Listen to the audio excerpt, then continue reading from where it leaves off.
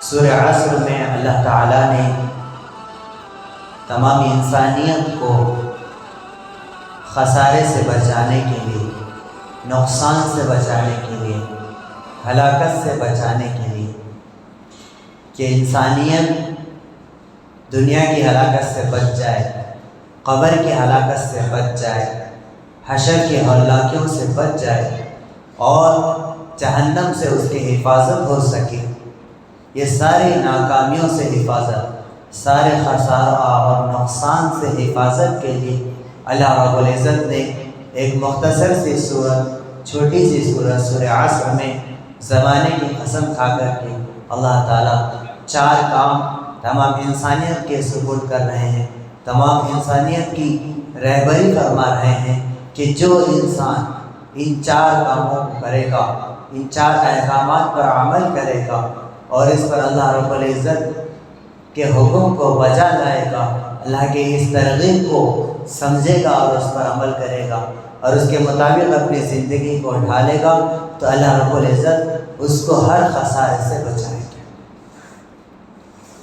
جب خسارے سے بچے گا تو اسے ہر وہ کامیابی نصیب ہوگی۔ دنیا کے خسارے سے بچ گیا مطلب یہ ہے کہ اس کو دنیا کی کامیابی مل گئی، قبر کے خسارے سے بچ گیا تو مطلب یہ ہے کہ اس کو قبر کی کامیابی مل گئی، حشر کے خسارے سے بچ گیا تو مطلب یہ ہے کہ اس کو حشر کی کامیابی مل گئی۔ تو اللہ تعالیٰ نے ہمیں وہ 4 کام، وہ 4 احکام، وہ 4 ارشاد وہ کیا ہیں؟ اللہ تعالیٰ نے سورہ عصر میں قسم کھا کے فرما رہے ہیں وَالْعَصْرِ إِنَّ الْإِنسَانَ لَفِي خُسْرٍ، قسم ہے زمانے کی، تمام کے تمام انسان خسارے میں۔ اللہ تعالیٰ نے تمام انسانوں کو خسارے میں گردانا، خسارے میں شمار کیا۔ پھر بعد میں کون خسارے میں نہیں ہے، کون خسارے سے بچ سکتا ہے، کون نقصان سے بچ سکتا ہے، کون ہلاکت سے بچ سکتا ہے، ان کے تعلق سے ارشاد فرمان إِلَّا الَّذِينَ آمَنُوا وَعَمِلُوا الصَّالِحَاتِ وَتَوَاصَوْا بِالْحَقِّ وَتَوَاصَوْا بِالصَّبْرِ، مگر وہ لوگ، مگر وہ انسان جو اللہ پر ایمان لائے اور اچھے کام کرے، اعمال حسنہ کرے، اللہ پر ایمان لائے یعنی جن جن چیزوں پر ایمان لانا ہے ساری چیزوں پر ایمان لائے، اللہ کے بتائے ہوئے، اللہ کے حبیب صلی اللہ علیہ وسلم کے بتائے ہوئے جتنی چیزیں ہیں کہ ان پر ایمان لانا ہے، آسمانی کتابوں پر ایمان لانا ہے، نبیوں پر ایمان لانا ہے، فرشتوں پر ایمان لانا ہے، جنت اور جہنم پر ایمان لانا ہے، قیامت کے دن پر ایمان لانا ہے، اللہ کے نبی پر ایمان لانا ہے، اسی طرح اچھی اور بری تقدیر پر ایمان لانا ہے، آخرت میں مرنے کے بعد ایک زندگی ہمیں ملنے والی ہے، اس زندگی پر ایمان لانا ہے۔ یہ ہے إِلَّا الَّذِينَ آمَنُوا، جو ایمان لائے، وَعَمِلُوا الصَّالِحَاتِ، اچھے کام کریں۔ اچھے کام کیا ہیں؟ جن کاموں کو اللہ اور اس کے رسول کرنے کا حکم دیتے ہیں، جن برائیوں سے، جن معصیت سے، جن گناہوں سے باز رکھنے کا، اپنے آپ کو بچائے رکھنے کا اللہ اور اس کے رسول صلی اللہ علیہ وسلم ہمیں حکم دیتے ہیں، ان اچھے کاموں کو کرنا، ان احکامات کو بجا لانا جو اللہ کے رسول صلی اللہ علیہ وسلم ہمیں دیے ہیں، قرآن کی شکل میں، احادیث کی شکل میں، حضور کی زندگی کی شکل میں، صحابہ رضی اللہ عنہم کے زندگی کے اعمال کی شکل میں۔ یہ ہے وَعَمِلُوا الصَّالِحَاتِ، ایمان لانا، اپنے آپ کو اطاعت پر ڈالنا، اللہ اور اس کے رسول کی اطاعت پر ڈالنا، یہ 2 کام ہیں۔ تیسری ذمہ داری اور وہ تیسرا کام وَتَوَاصَوْا بِالْحَقِّ، جو کام پچھلے 2 چیزوں میں آپ کر رہے ہیں کہ ایمان لائے اور اچھے کام کر رہے ہیں، تو اس ایمان کی اور ان اچھے کام کی، ایمانیات کی اور احکامات کی لوگوں میں تبلیغ کرنا، لوگوں میں وصیت کرنا، لوگوں کو اس کی فضیلت کو، اس کی اہمیت کو، اس کی ضرورت کو لوگوں میں بتانا۔ وتواصوا بالحق وتواصوا بالصبر۔ جب ایمان لائیں گے، اچھے کام کریں گے اور لوگوں میں ایمان اور اچھے کام کی تبلیغ کریں گے اور لوگوں کو پہنچائیں گے، تو جس کے نتیجے میں مصائب بھی آئیں گے، حالات بھی آئیں گے، مجاہدوں سے گزرنا پڑے گا، فاقوں سے گزرنا پڑے گا، اور اللہ رب العزت کی جانب سے امتحانات ہوں گے۔ تو ایسی صورت میں خود بھی صبر کا دامن تھامتے ہوئے، خود بھی صبر کو اختیار کرتے ہوئے، جن لوگوں کو آپ نے تبلیغ کی ہے، جن لوگوں کو آپ نے ایمان پر ڈالا ہے، جن لوگوں کو آپ نے اعمال حسنہ پر ڈالا ہے، ان لوگوں کو بھی آپس میں صبر کی تلقین کرنا کہ یہ اللہ کی جانب سے آزمائش ہے، یہ اللہ کی جانب سے حکم ہے، یہ اللہ کے رسول کی سنت ہے۔ یہ فاقوں کا برداشت کرنا، مجاہدوں کا برداشت کرنا، دین کے راہ میں تکلیفیں اٹھانا، یہ سنت رسول ہے، سنت صحابہ ہے۔ اس کی اہمیت کو بتا کر، اس کی فضیلت کو بتا کر، اس پر ملنے والے اجر کو بتا کر لوگوں کو سمجھانا کہ یہ مجاہدہ پر یہ ملنے والا ہے، جنت میں یہ ملے گا، قبر میں یہ ملے گا، دنیا میں یہ ملے گا، قیامت کے دن یہ ملے گا۔ یہ ہے وتواصوا بالصبر، آپس میں صبر کی تلقین کرنا۔ اب یہ چار کام کسی ایک عالم صاحب، کسی ایک مخصوص طبقے کے ساتھ خاص نہیں کہ علماء کا یہ کام ہے، حفاظ کا یہ کام ہے، ائمہ کا یہ کام ہے، مؤذنین کا یہ کام ہے، ایسا نہیں ہے۔ اللہ تعالیٰ نے ہر انسان کو خسارے سے بچانے کے لیے تمام انسانوں کی ذمہ داری، تمام انسانوں پر، تمام اہل اسلام پر یہ ذمہ داری ڈالتی ہے۔ اللہ کے نبی صلی اللہ علیہ وسلم اسی ذمہ داری کو واضح فرماتے ہیں، کلکم راع وکلکم مسئول عن رعیتہ، تم میں سے ہر شخص ذمہ دار ہے اور اس کو ذمہ داری کے بارے میں پوچھو۔ جس طرح خود کو دیندار بنانا، خود کی کامیابی کی فکر کرنا ایک انسان کی سب سے بڑی ضرورت، ایک انسان کے وجود میں آنے کا سب سے بڑا اہم مقصد ہے، تو اسی کے ساتھ ساتھ جس طرح خود جنت کا طلبگار ہے، جہنم سے حفاظت چاہتا ہے، اللہ کی پکڑ سے بچنا چاہتا ہے، اللہ کے عذاب سے بچنا چاہتا ہے، تو اسی طرح تمام انسانیت کو اللہ کی پکڑ سے بچانے کے لیے، تمام انسانیت کو کامیابی کی راہ پر ڈالنے کے لیے، ہدایت کی راہ پر ڈالنے کے لیے، تمام انسانیت کو اس کی طرف دعوت دینا اور تبلیغ کرنا، لوگوں تک حق کی فرمائش کرنا، ان کو حق سمجھانا، حق پہنچانا، یہ تمام امت کی ذمہ داری ہے۔ اگر یہ ذمہ داری پوری نہیں ہوئی تو اللہ رب العزت کی جانب سے پکڑ ہوگی، پوچھ ہوگی کہ تم پر ذمہ داری ڈالی گئی تھی، اسی وجہ سے تمہاری تعریف کی گئی تھی۔ قرآن پاک میں اللہ تعالیٰ نے اس امت کی تعریف فرمائی، تعریف کے ساتھ ساتھ تعریف کے جس چیز کو، جن صفات کو، جن اعمال کو، جن کاموں کو بنیاد بنا کر اللہ رب العزت نے اس امت کو فضیلت بخشی اور اس تعریف کے قابل بنایا اور اس کے قرآن مجید میں تعریف کی، وہ کام بھی بتائے۔ وہ کیا کام ہے؟ کنتم خیر امۃ اخرجت للناس تأمرون بالمعروف وتنہون عن المنکر، تم بہترین امت ہو۔ بہت ساری امتیں گزری، امم ماضیہ کئی امتیں گزری ہیں، ہر نبی کی ایک امت ہوا کرتی تھی، کئی انبیاء گزرے، ہزاروں انبیاء گزرے، تو ہر نبی کے ساتھ ایک مخصوص طبقہ، وہ اس نبی کی امت، وہ اس نبی کی قوم کہلائی ہے۔ لیکن اللہ تعالیٰ نے ہمیں سب سے بہتر فرمایا کہ یہ امت پچھلے انبیاء کی امتوں سے بہتر ہے۔ کیوں بہتر ہے؟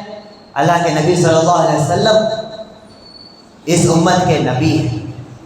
کیوں بہتر ہے؟ یہ آخری امت ہے۔ کیوں بہتر ہے؟ اس وجہ سے کہ اس پر انبیاء والی ذمہ داری ڈالی گئی ہے۔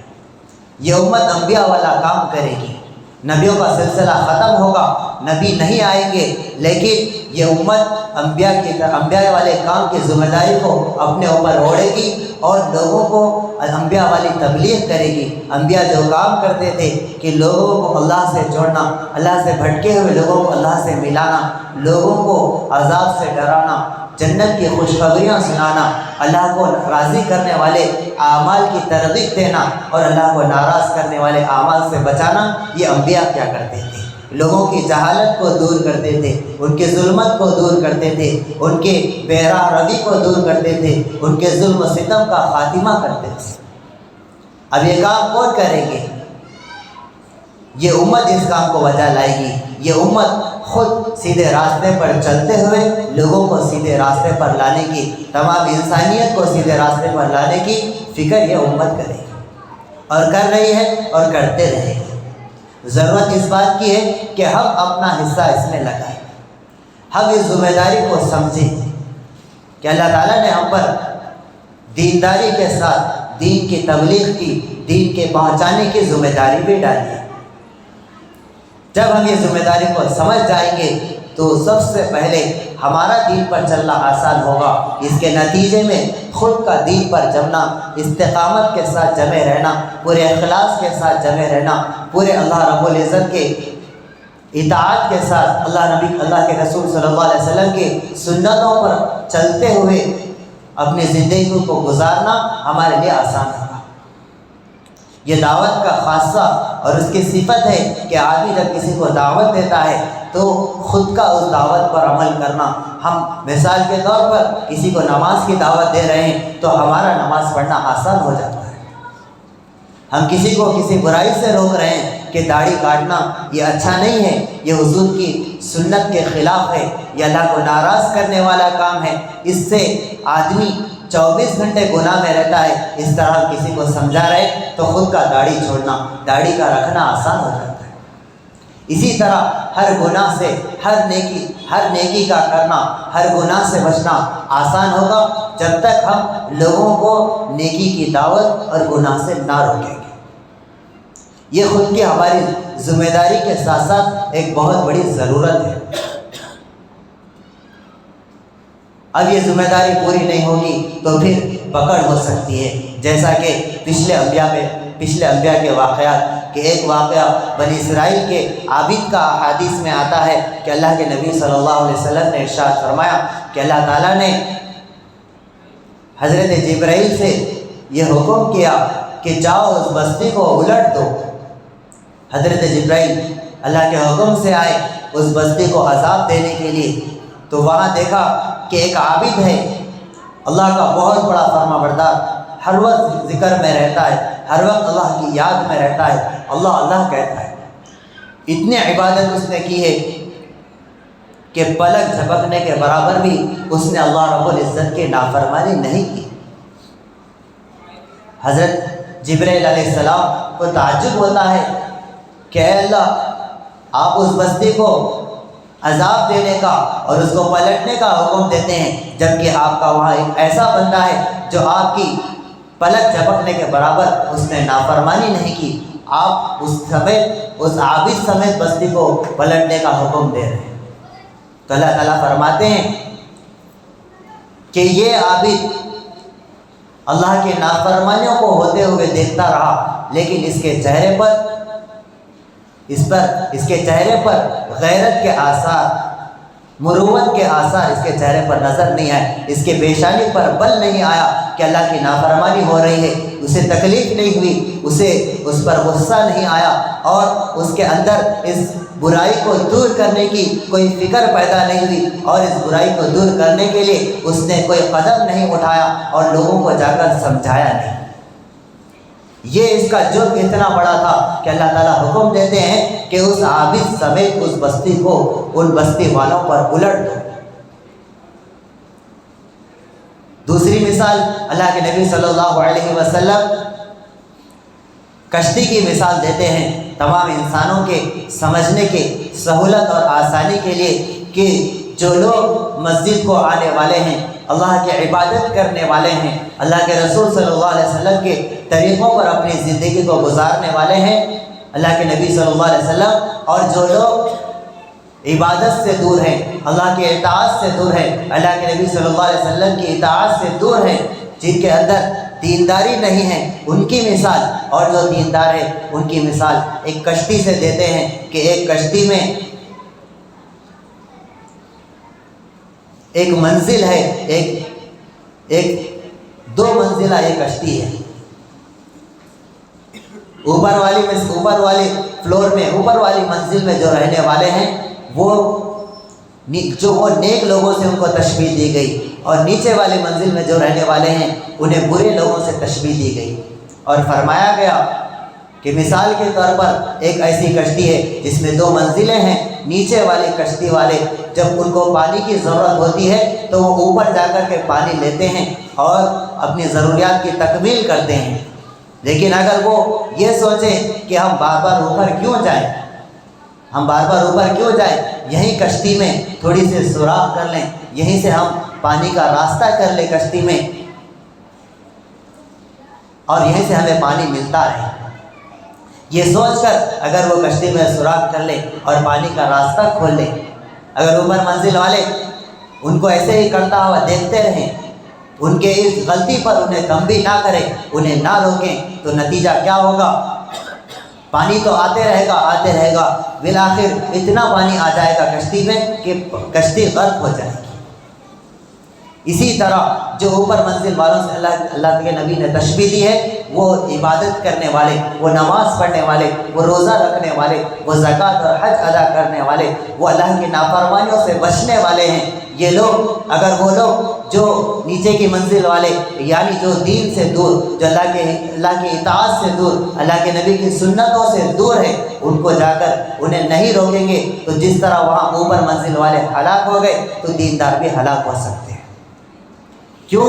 ہلاک اس لیے ہو سکتے ہیں کہ ذمہ داری ہے، جب ذمہ داری ڈالی جاتی ہے تو اس کی بوجھ بھی ہوتی ہے۔ ہمارے گھر میں کے بڑے ہم چھوٹوں پر کوئی حکم دیتے ہیں، کوئی ذمہ داری ڈالی جاتی ہے، صبح والد صاحب ہمیں یہ حکم دیے کہ فلاں چیز لانا ہے، یہ پیسے ہیں، میں کام کے لیے جا رہا ہوں۔ شام آنے پر والد صاحب ہمیں پوچھیں گے کہ کیا بیٹا آپ میرے حکم کو آپ نے پورا کیا، فلاں چیز خرید کر آپ نے لا لیا؟ یہ کیوں پوچھ رہے ہیں؟ اس لیے والد اپنے لڑکے سے پوچھ رہا ہے، اس لیے کہ والد نے، وہ باپ نے اس بیٹے پر ذمہ داری ڈالی۔ اسی طرح اللہ تعالیٰ نے، اللہ کے رسول صلی اللہ علیہ وسلم نے پوری دین کے پہنچانے کی، پورے دین کے پورے عالم میں پھیلانے کی اس امت پر ذمہ داری ڈالی ہے۔ اللہ کے نبی صلی اللہ علیہ وسلم خاتم النبیین، نبیوں کے سلسلے کو ختم کرنے والے ہیں، اس وجہ سے یہ ذمہ داری ہم پر ڈالی گئی کہ اب کوئی نبی نہیں آئیں گے، لیکن امت نبوت والا کام کرتے رہے گی، امر بالمعروف کرے گی، نہی عن المنکر کرے گی، خود بھی دیندار بنے گی، دوسروں کو دین پر ڈالنے کی، دوسروں کو دین پر ڈالنے کی، دوسروں کو راہ راست پر لانے کی فکر کرے گی، خود بھی گناہوں سے، اللہ کی نافرمانیوں سے اپنے آپ کو بچائے گی، اور پوری امت کو اس برائی سے، اس حرکت سے روکے گی۔ جب تک یہ ہوتا رہے گا تو اللہ ہم سے راضی رہیں گے، اللہ کی طرف سے ہمیں، اللہ کی طرف سے برکات کا نزول، ہماری روزی میں برکت، ہماری عمروں میں برکت، ہماری صحت میں برکت، ہمیں دنیا کی کامیابی، قبر کی کامیابی، حشر کی کامیابی، تمام کامیابیاں ہمارے قدم چومیں گی، اور ہر وہ خسارے اور نقصان سے ہم بچ سکیں گے۔ ورنہ اللہ تعالیٰ فرماتے ہیں ان الانسان لفی خسر، انسان خسارے میں ہے۔ اگر یہ 4 کام انسان نہیں کرے گا، ایمان نہیں لائے گا، وعمل الصالحات، اچھے کام نہیں کرے گا، وتواصوا بالحق، اور اچھے کاموں کی تبلیغ نہیں کرے گا، وتواصوا بالصبر، اور تبلیغ کے نتیجے میں جو تکالیف آئیں گے اس پر صبر کی تلقین نہیں کرے گا، تو وہ خسارے میں جا سکتا ہے۔